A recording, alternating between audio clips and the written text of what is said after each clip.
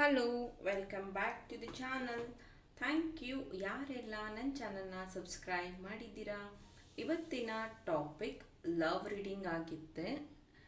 ನೀವು ಯಾವ ಒಂದು ವ್ಯಕ್ತಿಯ ಬಗ್ಗೆ ಹಗಲು ರಾತ್ರಿ ಯೋಚನೆ ಮಾಡ್ತಿದ್ದೀರೋ ಅವರು ನಿಮ್ಮ ಬಗ್ಗೆ ಹಗಲು ರಾತ್ರಿ ಏನು ಯೋಚನೆ ಮಾಡ್ತಿದ್ದಾರೆ, ನಿಮ್ಮ ಬಗ್ಗೆ ಅವರಿಗಿರುವಂತಹ ರಿಯಲ್ ಟ್ರೂ ಡೀಪ್ ಫೀಲಿಂಗ್ಸ್ ಏನು ಅನ್ನೋದನ್ನು ಒಂದು ಕ್ಯಾಂಡಲ್ ವ್ಯಾಕ್ಸ್ ರೀಡಿಂಗ್ ಮುಖಾಂತರ ತಿಳ್ಕೊಳ್ಳೋಣ. ಓಪನ್ ಮೈಂಡೆಡ್ ಆಗಿ ಈ ಒಂದು ರೀಡಿಂಗ್ನ ವಾಚ್ ಮಾಡಿ. ಈ ಒಂದು ರೀಡಿಂಗ್ ನೀವು ನೋಡುವಾಗ ನಿಮ್ಮ ಪರ್ಸನ್ ಬಗ್ಗೆ ಯೋಚನೆ ಮಾಡಿ, ಅವರ ಹೆಸರನ್ನಾದರೂ ನಿಮ್ಮ ಮನಸ್ಸಲ್ಲಿ 3 ಟೈಮ್ಸ್ ಹೇಳ್ಕೊಳ್ಳಿ, ಅಥವಾ ಏನು ಯೋಚನೆ ಮಾಡಬೇಡಿ, ಫ್ರೀ ವಿಲ್ ಆಗಿನೂ ಈ ಒಂದು ರೀಡಿಂಗ್ನ ನೀವು ವಾಚ್ ಮಾಡಬಹುದು.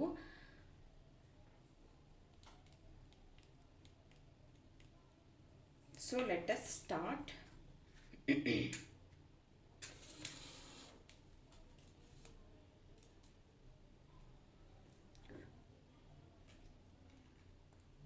Thank you.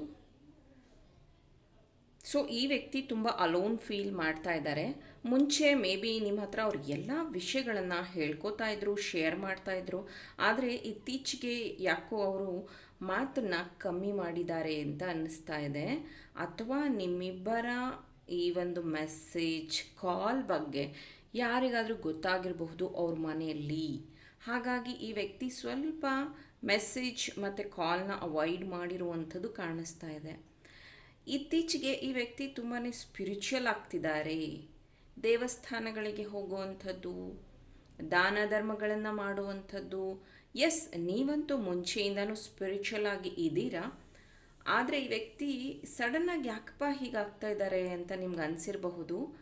ಕೆಲವೊಂದು ಸತಿ ಏನಾಗುತ್ತೆ ಅಂದರೆ, ರಾಹು ಕೇತು ಕಾಟ ಕೊಡೋದಕ್ಕೆ ಶುರು ಮಾಡಿದ್ರು ಅಂತಂದರೆ ಅದು ಕಾಟ ಅಂತಲ್ಲ, ದೇ ಟೀಚ್ ಲೆಸನ್. ಓಕೆ, ಅವರು ಪಾಠವನ್ನು ಕಲಿಸ್ತಾರೆ.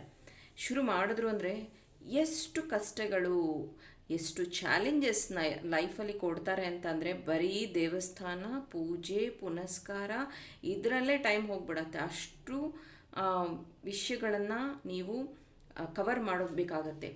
ಜೊತೆಗೆ ಈ ಒಂದು ಸಂದರ್ಭದಲ್ಲಿ ಆ ವ್ಯಕ್ತಿಗೆ ಹೆಂಗೆ ಅನಿಸುತ್ತೆ ಅಂತಂದರೆ, ನನ್ನ ಯಾರೂ ಅರ್ಥ ಮಾಡ್ಕೋತಾ ಇಲ್ಲ, ಈ ಪ್ರೀತಿ ನಾನು ಮಾತ್ರ ಮಾಡ್ತಾ ಇದ್ದೀನಿ, ನನ್ನ ಪ್ರೀತಿನ ನನ್ನ ಪಾರ್ಟ್ನರ್ ಅರ್ಥ ಮಾಡ್ಕೋತಾ ಇಲ್ಲ.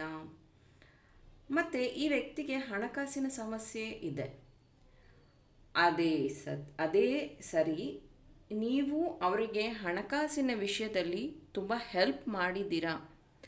ನಿಮ್ಮ ಕಡೆಯಿಂದ ಹಣಕಾಸು, ಪ್ರೀತಿ, ಸಮಯ ಎಲ್ಲದನ್ನ ಇನ್ವೆಸ್ಟ್ ಮಾಡಿದ್ದೀರಾ ಈ ಒಂದು ಪ್ರೀತಿಯಲ್ಲಿ. ಆದರೆ ಈ ವ್ಯಕ್ತಿಗೆ ನಿಮ್ಮ ಈ ಒಂದು ತ್ಯಾಗ ಅಂತಿರೋ ಅಥವಾ ಹೆಲ್ಪ್ ಅಂತಿರೋ, ಸಹಾಯ ಅಂತಿರೋ, ಏನೋ ಒಂದು ರೀತಿ ಟೇಕನ್ ಫಾರ್ ಗ್ರ್ಯಾಂಟೆಡ್ ಆಗಿದೆ. ಈಗ ಅವ್ರು ಹೇಳೋದು, ನೀನು ಯಾವುದಕ್ಕೂ ನನಗೆ ಸಹಾಯ ಮಾಡ್ತಿಲ್ಲ, ನೀನು ಯಾವುದಕ್ಕೂ ನನಗೆ ಹೆಲ್ಪ್ ಮಾಡ್ತಿಲ್ಲ, ಈ ರೀತಿಯಾಗಿ ಬಿಹೇವ್ ಮಾಡ್ತಾ ಇದ್ದಾರೆ. ನಿಮಗೆ ನಾನು ಎಷ್ಟು ಮಾಡಿದ್ರೂ ಈ ವ್ಯಕ್ತಿಗೆ ಸ್ಯಾಟಿಸ್ಫ್ಯಾಕ್ಷನ್ ಇಲ್ವಲ್ಲ, ಒಂದು ಕೃತಜ್ಞತೆ ಇಲ್ವಲ್ಲ ಅಂತ ನಿಮ್ಗೆ ಅನಿಸ್ತಾ ಇದೆ, ಬೇಜಾರಾಗ್ತಿದೆ. ಜೊತೆಗೆ ಈ ವ್ಯಕ್ತಿಯ ಒಂದು ಮೇ ಬಿ ಇವ್ರು ಗೌರ್ಮೆಂಟ್ ಜಾಬ್ಗೆ ಪ್ರಿಪೇರ್ ಆಗ್ತಿದ್ರು ಅನಿಸುತ್ತೆ, ಅಥವಾ ಒಂದು ಬಿಸ್ನೆಸ್ ಶುರು ಮಾಡಬೇಕಂತಿದ್ರು ಅನಿಸುತ್ತೆ. ಎಲ್ಲ ರೀತಿಯಾಗಿ ಅವರ ಒಂದು ಸಪೋರ್ಟ್ಗೆ ನಿಂತಹ ವ್ಯಕ್ತಿ ನೀವೇ ಆಗಿದ್ರಿ. ಅವ್ರ ಫ್ಯಾಮಿಲಿಯವರು ಏನಷ್ಟು ಸಪೋರ್ಟ್ ಮಾಡಿರಲಿಲ್ಲ, ಆದರೆ ನೀವು ಅವರಿಗೆ ಧೈರ್ಯ ತುಂಬ್ತಾ ಇದ್ರಿ. ನೀವು ಹೇಳ್ತಾ ಇದ್ರಿ ಯಾವಾಗಲೂ ನಾನು ನಿನ್ನ ಜೊತೆಗಿರ್ತೀನಿ, ಸಹಾಯ ಮಾಡ್ತೀನಿ ಅಂತ. ಆದರೆ ಈಗ ಈ ವ್ಯಕ್ತಿ ಹೇಳ್ತಿದ್ದಾರೆ, ನೀನು ಒಂದು ರೀತಿ ನನಗೆ ಕಷ್ಟ ಕೊಟ್ಟೆ, ಅಥವಾ ನಿನ್ನಿಂದನೇ ಈ ಥರ ಪ್ರಾಬ್ಲಮ್ ಆಯಿತು, ಅಥವಾ ನನಗೆ ಈಗ ಸದ್ಯಕ್ಕೆ ಯಾವುದೇ ವಿಚಾರದಲ್ಲಿ ಇಂಟ್ರೆಸ್ಟ್ ಇಲ್ಲ, ನನ್ನನ್ನು ನನ್ನ ಪಾಡಿಗೆ ಬಿಟ್ಬಿಡು. ಈ ರೀತಿಯಾಗಿ ಈ ವ್ಯಕ್ತಿ ಒಂದು ರೀತಿ ಮಾತಾಡ್ತಾ ಇರೋದು ನಿಮಗೆ ತುಂಬ ಹರ್ಟ್ ಆಗ್ತಾ ಇದೆ. ಮತ್ತು ನೀವು ಇವಾಗ ಅಬ್ಸರ್ವ್ ಮಾಡಿರಬಹುದು, ನಿಮಗೆ 222, 777, 999, 888 ಜಾಸ್ತಿ ಕಾಣಿಸ್ತಾ ಇರಬಹುದು ಏಂಜಲ್ ನಂಬರ್ಸ್. ಇದು ಏನು ಹೇಳುತ್ತೆ ಅಂದರೆ, ನ್ಯೂ ಬಿಗಿನಿಂಗ್, ಚೇಂಜಸ್, ಅಥವಾ ಯಾವುದೋ ಒಂದು ಸೈಕಲ್ ಎಂಡ್ ಆಗ್ತಿದೆ ಅಂತಲೂ ಕಾಣಿಸ್ತಾ ಇದೆ.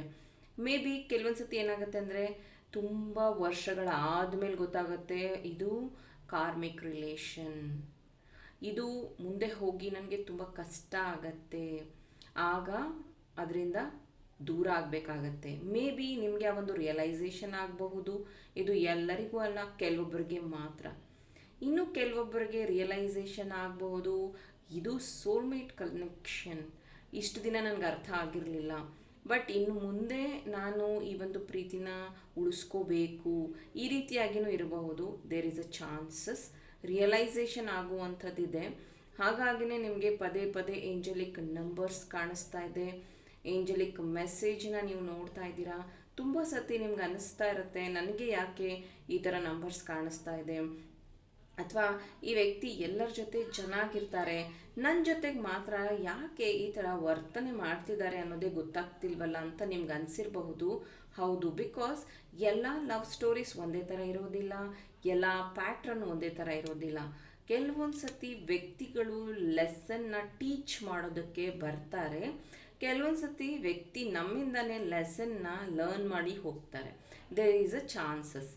ಇಲ್ಲಿ ಮಿಥುನ ರಾಶಿ, ಸಿಂಹ ರಾಶಿ, ಕರ್ಕಾಟಕ ರಾಶಿ, ವೃಷಭ ರಾಶಿ, ಕುಂಭರಾಶಿ, ವೃಶ್ಚಿಕ ರಾಶಿ ಪ್ರೆಸೆಂಟ್ ಇರುವಂಥದ್ದಿದೆ. ನಿಮ್ಮ ಪ್ರೀತಿಯಲ್ಲಿ ಸಾಕಷ್ಟು ಬ್ರೇಕಪ್ಸ್ ಅಂದರೆ ಬೇಜಾರು ತೊಂದರೆಗಳಾದ್ರೂ ನೀವು ಮಾತ್ರ ನಿಮ್ಮ ಪ್ರೀತಿನ ಕಮ್ಮಿ ಮಾಡಿಲ್ಲ, ನಿಮ್ಮ ನಂಬಿಕೆನ ಕಮ್ಮಿ ಮಾಡಿಲ್ಲ, ನಿಮ್ಮ ಒಂದು ಕಾನ್ಫಿಡೆನ್ಸ್ ಏನಿದೆಯೋ, ಈ ಪ್ರೀತಿ ಬಗ್ಗೆ ಇರುವಂತಹ ವಿಶ್ವಾಸ ಏನಿದೆಯೋ ಅದನ್ನು ಉಳಿಸ್ಕೊಂಡು ಬರ್ತಾ ಇದ್ದೀರ. ಇತ್ತೀಚೆಗೆ ನಿಮ್ಮ ಜೀವನದಲ್ಲಿ ಒಂದು ಟ್ರಾನ್ಸ್ಫರ್ಮೇಷನ್ ಜರ್ನಿ ನಡೀತಾ ಇದೆ. ಈ ಟ್ರಾನ್ಸ್ಫರ್ಮೇಷನ್ ಪ್ರೀತಿಯಲ್ಲೇ ಆಗಿರಬಹುದು.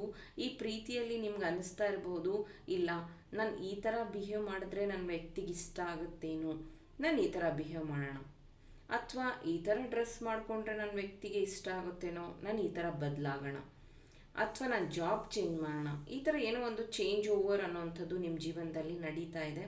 ತುಂಬ ಸತಿ ನಿಮ್ಗೆ ಅನಿಸುತ್ತೆ, ಅವ್ರಿಗೆ ಇಷ್ಟ ಇದ್ದಂಗೆ ನಾನು ಬದುಕೋದು ಒಳ್ಳೆಯದು, ಹಾಗಿದ್ರೆ ಚೆನ್ನಾಗಿರುತ್ತೆ ಅಂತಲೂ ನಿಮ್ಗೆ ಅನಿಸಿರಬಹುದು.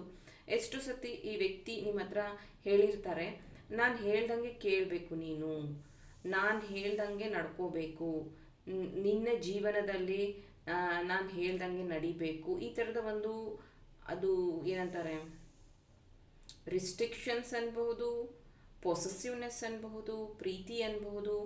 ಇಲ್ಲಿ ನನಗೆ ಸ್ಪೆಕ್ಟಕಲ್ಸ್ ಕಾಣಿಸ್ತಾ ಇದೆ. ಮೇ ಬಿ ನೀವು ಅಥವಾ ಅವರು ಸ್ಪೆಕ್ಸ್ ಹಾಕೋತಿರಬಹುದು, ಸ್ಪೆಕ್ಸ್ ವೇರ್ ಮಾಡುವಂಥದ್ದು. ಮತ್ತು ಏನಂತಾರೆ, ನೀನು ನನ್ನ ಒಂದು ಸ್ಥಾನದಲ್ಲಿ ನಿಂತ್ಕೊಂಡು ಯೋಚನೆ ಮಾಡು, ಅಥವಾ ನೀನು ನೋಡೋ ದೃಷ್ಟಿ ಸರಿಗಿಲ್ಲ, ಈ ಥರ ಎಲ್ಲ ಹೇಳ್ತೇ ಗೊತ್ತಾ, ಆ ಥರನೂ ಇರಬಹುದು, ಮೆನ್ಷನ್ ಮಾಡಿರಬಹುದು ಆ ವ್ಯಕ್ತಿ. ಇಲ್ಲಿ ಸ್ವೀಟ್, ಮೇ ಬಿ ನಿಮಗೆ ಸ್ವೀಟ್ ತುಂಬ ಇಷ್ಟ ಅಂತ ಅನಿಸುತ್ತೆ, ನೀವು ಸ್ವೀಟ್ ಜಾಸ್ತಿ ತಿಂತೀರಾ ಅಥವಾ ಸ್ವೀಟ್ ಲವರ್ ಅಂತ ಅನಿಸುತ್ತೆ. ಮೇ ಬಿ ಆ ವ್ಯಕ್ತಿ ನಿಮಗೆ ಚಾಕ್ಲೇಟ್ಸ್ ಅಥವಾ ಸ್ವೀಟ್ಸ್ನ ತಂದು ಕೊಡ್ತಾರೆ, ಅದು ನಿಮ್ಗೆ ಇಷ್ಟ ಆಗುತ್ತೆ. ಮತ್ತು ಆ ವ್ಯಕ್ತಿಗೆ ತುಂಬ ಸ್ಪೈಸಿ ಇಷ್ಟ ಅಂತ ಅನಿಸುತ್ತೆ, ಖಾರ ಇಷ್ಟ ಅಂತ ಅನಿಸುತ್ತೆ. ಅವ್ರು ಮಾತಾಡುವಾಗೆಲ್ಲ ಹೇಳಿರಬಹುದು, ನನಗೆ ಈ ಪದಾರ್ಥ ಇಷ್ಟ, ನನಗೆ ಈ ಡಿಶ್ ಇಷ್ಟ ಅಂತ. ಮೇ ಬಿ ನೀವು ಅದನ್ನು ಕಲಿತು ಅವರಿಗೆ ತಯಾರು ಮಾಡಿ ಕೊಟ್ಟಿರಬಹುದು, ಅದನ್ನು ನೆನಪಿಸ್ಕೊಂಡಿರಬಹುದು. ರೀಸೆಂಟ್ ಆಗಿ ನೀವು ಮೀಟ್ ಆಗಿದ್ದರೆ ಅಥವಾ ಕಾಲಲ್ಲಿ ಮಾತಾಡಿದರೆ ಈ ಒಂದು ಪದಾರ್ಥದ ಬಗ್ಗೆನೇ ಡಿಸ್ಕಷನ್ ಆಗಿದೆ, ಈ ಒಂದು ತಿನಿಸಿನ ಬಗ್ಗೆನೇ ಡಿಸ್ಕಷನ್ ಆಗಿದೆ, ಅಥವಾ ಆ ಡಿಶ್ನ ನೀನು ಕಲ್ತ್ಕೋ ಅಂತ ವ್ಯಕ್ತಿ ಹೇಳಿರಬಹುದು, ಅಥವಾ ಆ ಡಿಶ್ ನನಗಿಷ್ಟ ಅಂತ ಹೇಳಿರಬಹುದು, ಅಥವಾ ನಿಮ್ಮಿಬ್ಬರದು ರಿಲಿಷನ್ ಬೇರೆ ಬೇರೆ ಆಗಿರಬಹುದು, ಅಥವಾ ಸಿಟೀಸ್ ಬೇರೆ ಬೇರೆ ಆಗಿರಬಹುದು, ಅಥವಾ ಅವರ ಒಂದು ಖಾದ್ಯನ ನಿಮಗೆ ಕಲ್ತ್ಕೋಬೇಕು ಅಂತ ಹೇಳಿರಬಹುದು, ಇದು ನನಗಿಷ್ಟ ಅಂತ ಹೇಳಿರಬಹುದು. ರಿಲೇಟೆಡ್ ಟು ಒಂದು ಫುಡ್ ಬಗ್ಗೆನೇ ನಿಮ್ಮಿಬ್ಬರ ಒಂದು ಡಿಸ್ಕಷನ್ ಸ್ವಲ್ಪ ಜಾಸ್ತಿ ಹೊತ್ತಾಗಿತ್ತು. ಇದನ್ನು ನಾನು ಏನಕ್ಕೆ ಮೆನ್ಷನ್ ಮಾಡ್ತಿದ್ದೀನಿ ಅಂದರೆ, ನೀವು ಪ್ರೀತಿಯಲ್ಲಿ ಇರುವಾಗ ಅವರ ಇಷ್ಟ ಕಷ್ಟನೂ ತಿಳ್ಕೋತೀರಾ. ಕೆಲವೊಂದು ಸತಿ ಅನಿಸುತ್ತೆ, ನಾವು ಚೆನ್ನಾಗಿದ್ದಾಗಲೇ ಅವ್ರು ಇಷ್ಟಪಟ್ಟಿದ್ದನ್ನು ಕೊಡಿಸ್ಬಹುದಾಗಿತ್ತು, ತಿನ್ನಿಸ್ಬಹುದಾಗಿತ್ತು, ಮೇ ಬಿ ನಾನು ಅವಾಗ ನೆಗ್ಲೆಕ್ಟ್ ಮಾಡಿದೆ ಅಂತ ನಿಮ್ಗೆ ಅನಿಸ್ತಾ ಇರಬಹುದು. ಹಾಗಾಗಿ ನಾನು ಇದನ್ನು ಮೆನ್ಷನ್ ಮಾಡ್ತಾ ಇದ್ದೀನಿ. This is the chance. ಅವರಾಗವರು ನಿಮ್ಮ ಹತ್ರ ಶೇರ್ ಮಾಡಿದರೆ, ನಿಮಗೆ ಹೆಂಗೆ ಅವರು ಸ್ವೀಟ್ಸ್ ಬಗ್ಗೆ ಎಲ್ಲ ಕಾಳಜಿ ವಹಿಸ್ತಾರೋ ಹಾಗೆಯೇ ನೀವು ಅದನ್ನು ಸ್ವಲ್ಪ ಗಮನ ಹರಿಸ್ಬೇಕು ಅಂತ ಅಷ್ಟೇ ನಾನು ಇದನ್ನಿಲ್ಲಿ ಮೆನ್ಷನ್ ಮಾಡಿದ್ದು. ಮತ್ತು ಈ ಪ್ರೀತಿಯಲ್ಲಿ ಪದೇ ಪದೇ ಮಿಸ್ಅಂಡರ್ಸ್ಟ್ಯಾಂಡಿಂಗ್ ಬರ್ತಾ ಇದೆ. ಸ್ವಲ್ಪ ಕೇರ್ಫುಲ್ ಆಗಿರಿ. ಸಡನ್ನಾಗಿ ಏನೋ ಒಂದು ಡಿಸಿಷನ್ ತಗೊಬೇಡಿ. ಯಾಕಂದರೆ ನಿಮಗೆ ಸ್ವಲ್ಪ ಪೇಷನ್ಸ್ ಕಮ್ಮಿ, ಆ ವ್ಯಕ್ತಿಗೆ ಸಿಟ್ಟು ಜಾಸ್ತಿ. ಹಾಗಾಗಿ ಸೊ ಇದು ಈಗ ಸದ್ಯಕ್ಕೆ ನಿಮ್ಮ ಪ್ರೀತಿಯಲ್ಲಿ ನಿಮ್ಮ ಪರ್ಸನ್ನ ರಿಯಲ್ ಟ್ರೂ ಡೀಪ್ ಫೀಲಿಂಗ್ಸ್ ಆಗಿತ್ತು. ಐ ಹೋಪ್ ಇದರಿಂದ ಇನ್ಫಾರ್ಮೇಷನ್ ಸಿಕ್ಕಿದೆ, ಹೆಲ್ಪ್ಫುಲ್ ಆಗಿದೆ ಅಂತ. ಹಾಗಿದ್ರೆ ಈ ಒಂದು ವಿಡಿಯೋಗೆ ಲೈಕ್ ಮಾಡಿ, ನನ್ನ ಚಾನಲ್ನ ಸಬ್ಸ್ಕ್ರೈಬ್ ಮಾಡಿ. ಇನ್ನೂ ಇಂಟ್ರೆಸ್ಟಿಂಗ್ ಟಾಪಿಕ್ಸ್ ಜೊತೆ ನಿಮ್ಮ ಜೊತೆ ಜಾಯಿನ್ ಆಗ್ತೀನಿ. ಟಿಲ್ ದೆನ್ ಟೇಕ್ ಕೇರ್, ಬಾಯ್.